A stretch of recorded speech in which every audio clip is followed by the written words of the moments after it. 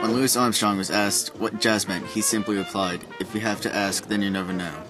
Louis Armstrong is credited for being one of the most profound influences on American jazz in the 1920s.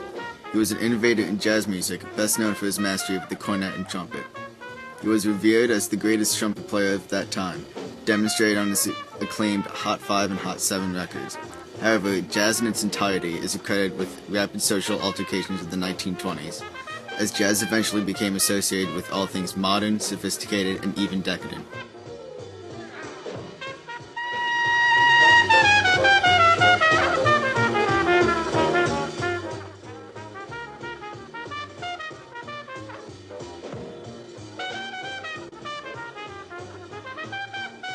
Jazz was a new, innovative genre of music that emerged from the cultural integration of classical European and syncopated African music style. Jazz is derived from the 12-note harmonic scale, which resembled a classical tonality, and the African 5-note scale, which is more rhythmic-based.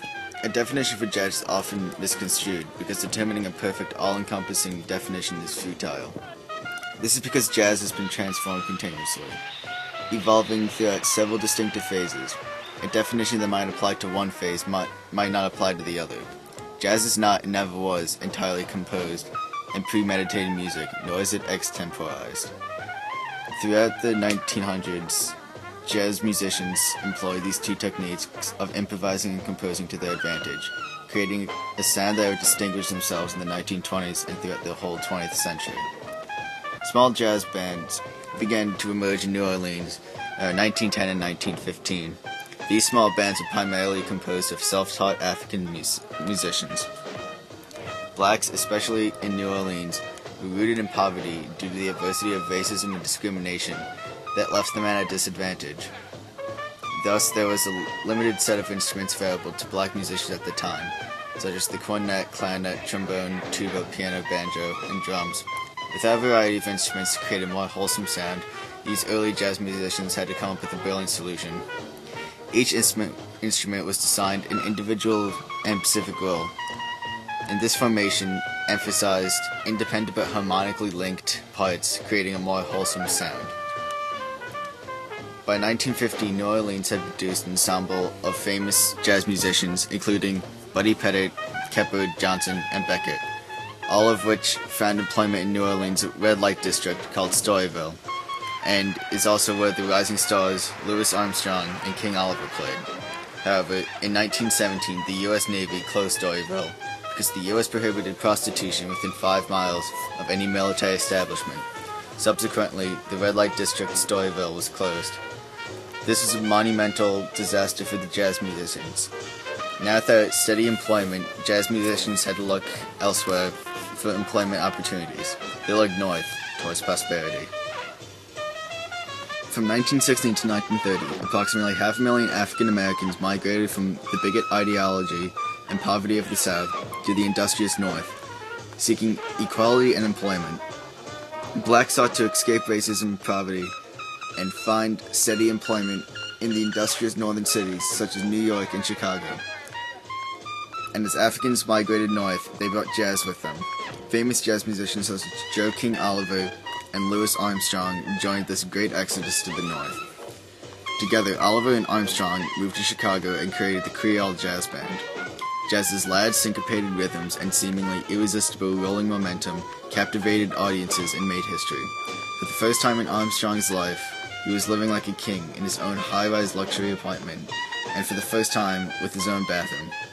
Armstrong's talent as a cornet player grew, as did his ambitions. In the late 1924, Armstrong left Oliver's band to join the Fletcher Henderson Orchestra in Harlem, New York City. He would soon join others in transforming the black community in what would become known as the Harlem Renaissance. The Harlem Renaissance was the development of African American culture, specifically in performing and creative arts. Embracing literature, music, and art, blacks sought to redefine the Negro from the white stereotypes. Key participants in the progression included revered jazz musicians such as Duke Ellington, Bessie Smith, Coleman Hawkins, and most importantly, Louis Armstrong. Louis Armstrong and his band were a huge success in New York City's nightlife. In clubs such as the Cotton Club and the Silver Spoon, These clubs operated illicitly, selling alcohol during Prohibition, and reaped the profits by doing so. Armstrong's mastery of the cornet was unparalleled in skill and sound. His compelling, propulsive sound captivated a country. His notoriety spread with the development of radio and records. By 1927, Armstrong had 7 records out, and all of them were sensational hits. Bands such as Duke Ellington and other jazz bands situated in Harlem attempted to emulate Armstrong's mastery, but their attempts to outplay him were in vain. Radio also contributed to many jazz musicians' rise to fame. By mid to late 1920s, radios were being sold everywhere. Now jazz records were being broadcasted over the air, increasing their popularity even more. Paul Whiteman dubbed himself the King of Jazz, as his orchestra had become extremely popular by the mid-1920s. His band was exclusively white, due to racial tensions at the time. In order to preserve the band's popularity, he rejected black musicians to join the band.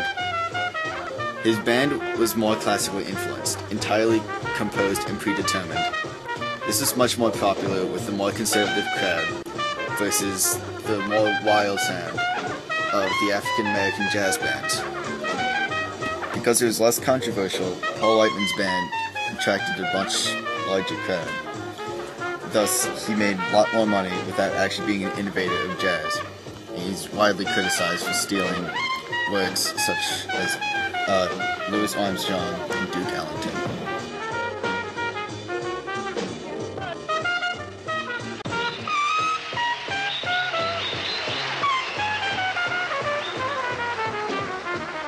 Eventually, the wild rhythms of jazz manifested into dance. The Charleston, Shimmy, and the Foxtrot are the most remembered of them. No other dance epitomizes the exuberance of the 1920s than the Charleston.